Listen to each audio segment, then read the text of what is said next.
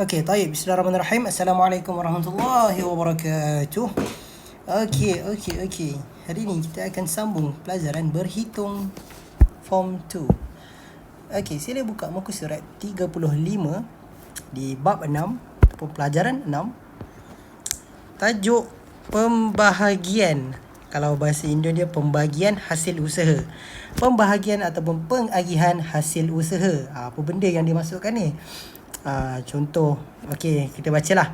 Pada pelajaran kali ini, kalian akan mempelajari tentang pembahagian ataupun pengagihan hasil usaha yang dihasilkan dari suatu kerja, sama ada di bidang usaha ataupun bisnes.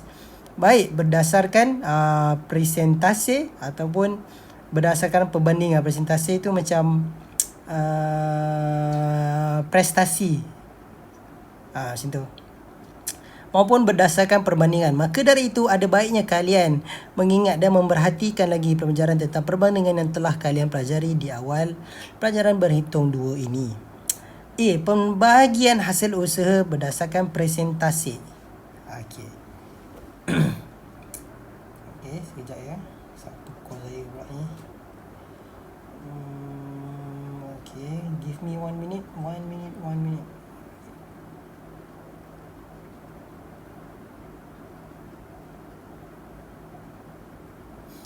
Presentasi itu percentage. Minta maaf.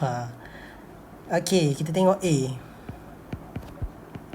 Pembahagian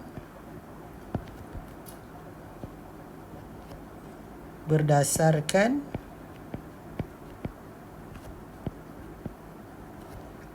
percentage ataupun peratusan.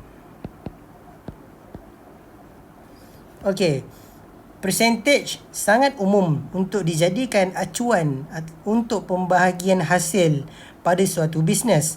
Selain perbandingan seperti dalam pembahagian laba ni untung lah. Untung.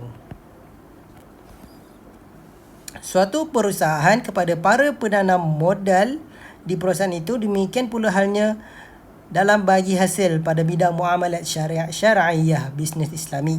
Ada kalanya percentage itu dibuat berdasarkan modal besar modal tersebut yang disetorkan tu yang disimpan atau tidak sesuai dengan kesepakatan ataupun kebiasaan yang berlaku dalam dunia bisnes ataupun bidang bisnes tersebut. Basically pasal ni lah, percentage lah, mengikut apa yang Islam telah ajar apa semua. Okey, contoh soalan. Mari kita tengok contoh. Okey, Saiful.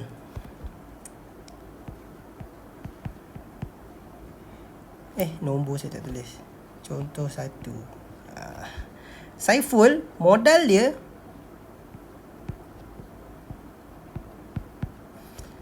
berapa tu? 5 juta rupiah. 5 berapa banyak zero tu? 6 kan? 1, 2, 3, 4, 5, 6 juta rupiah. IDR rupiah ataupun IDR Indonesian rupiah. Pada sebuah perusahaan, jumlah modalnya tu hanya 15% dari keseluruhan modal yang terkumpul di perusahaan. Okey. Contoh perusahaan dia, bisnes dia, contoh ayam fried chicken. Okey, ini dia punya ni. Lepas tu dia kata jumlah modalnya tu hanya 15% dari keseluruhan. 15%. Perusahaan itu menetapkan kebijakan bahawa untung akan dibahagikan kepada penanam modal setelah tutup buku setiap akhir tahun. Jika pada tutup perusahaan itu membukukan berapakah Saiful. Okey. Macam mana saya nak explain keseluruhan modal? Okey, dia hanya memerlukan 15% daripada 5 juta ni. Perusahaan itu menetapkan kebijakan bahawa untung dia, si Saiful ni, dia kata untung akan diagihkan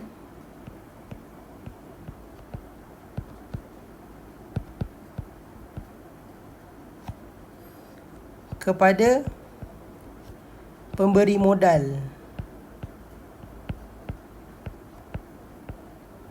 yang 5 juta tadi tu lah. Bla bla bla bla setiap akhir tahun.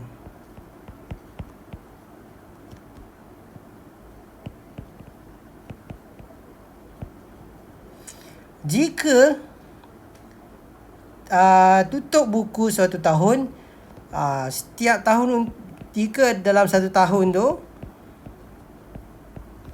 untung dia 50 juta,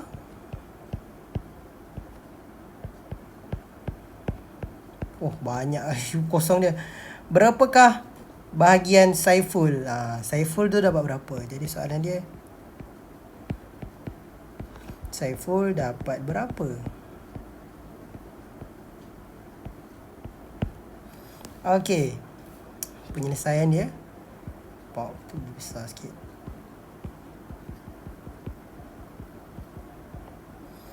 Okey, bahagian Saiful daripada apa panggil perusahaan tu 15%. Okey, sila 15%. 15 bahagi 100 kali 50.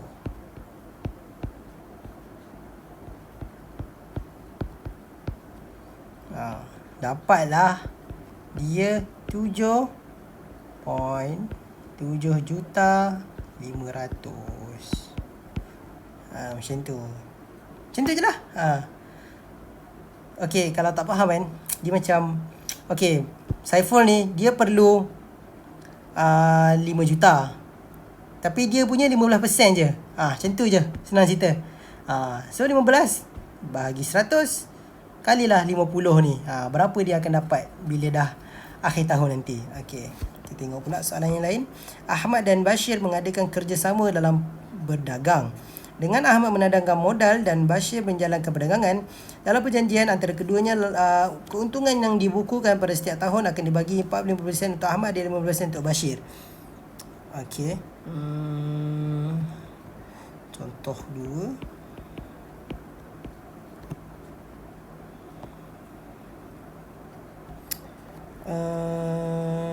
Ahmad dan Bashir.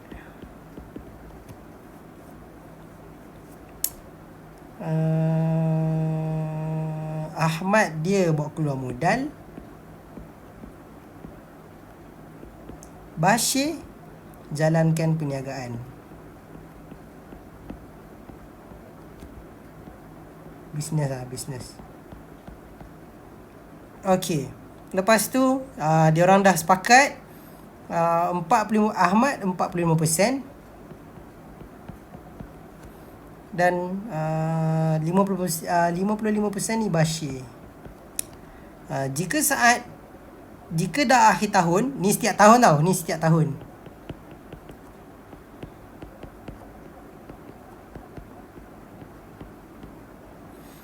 Jika saat tutup tahun membukukan, kalau setiap tahun untung dia 7 juta.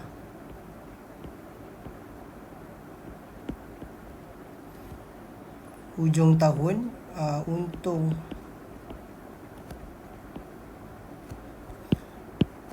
hujung tahun 7 tahun pula.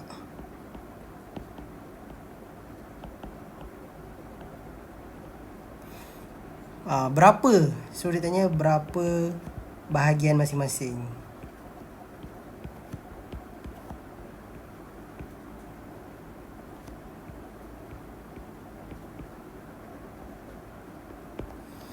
Okey. Bahagian dari Ahmad sama je lah macam tadi. Kalau si Ahmad dapat berapa? 45 100 kali 7 juta.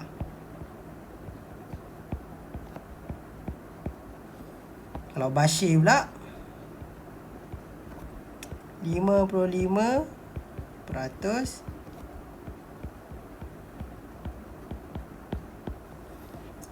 So dapatlah. Inilah dia orang punya keuntungan masing-masing. 3.850. Macam tu, simple sahaja. Okey, itu sahaja untuk kelas hari ni. Nanti kita akan sambung tengok latihan 3 dan 4. Nampak macam panjang sikit kan? Okey. Itu sahaja daripada saya. Terima kasih sebab hadir ke kelas hari ini. Syukran. Wassalamualaikum warahmatullahi wabarakatuh.